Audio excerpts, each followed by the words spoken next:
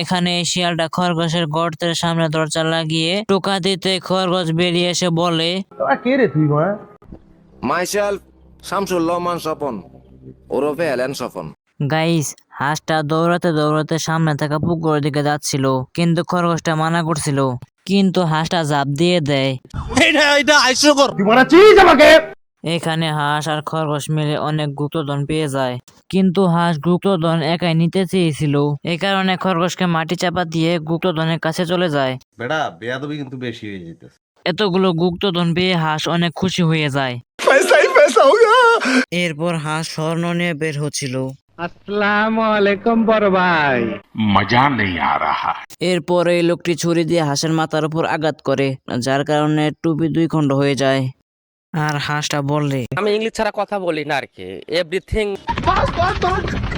তারপর হাঁসটা এখানে এসে লুকিয়ে পড়ে। তারপর লোকটা খরগোশকে বোতলের ভিতরে দেখতে পায়। কি প্রবলেম? ওর নাম কি? No problem. নাম কি? এরপর লোকটি খরগোশকে ধরে ফেলে। খরগোশটি বের হয়ে বলে, আচ্ছা ভাই, আমাকে দেখে কি মনে হয় আমি ভালো লোক? এরপর গাইস, শিয়ালটি খরগোশের গর্তের ভিতর মেশিন সেট করতেছিল বিস্ফোরণ ঘটানোর জন্য। খরগোশ অন্য গর্ত দিয়ে বেরিয়ে আসে আর দেখতে থাকে শিয়াল কি করতেছে। তারপর খরগোশটি শিয়ালকে বলে, ভালো হয়ে যা, এখনো সময় আছে। তারপর খরগোশটা শিয়ালকে বলে, তোমার মেশিনটা ভালোভাবে সেট করা হয় নাই। শিয়ালটা যখনই দেখতে যায়, তারপর গাইস এখানেই হাঁসটাকে গরিলাটা ধরে রেখেছে, যার কারণে হাঁসটা রাগে বলে,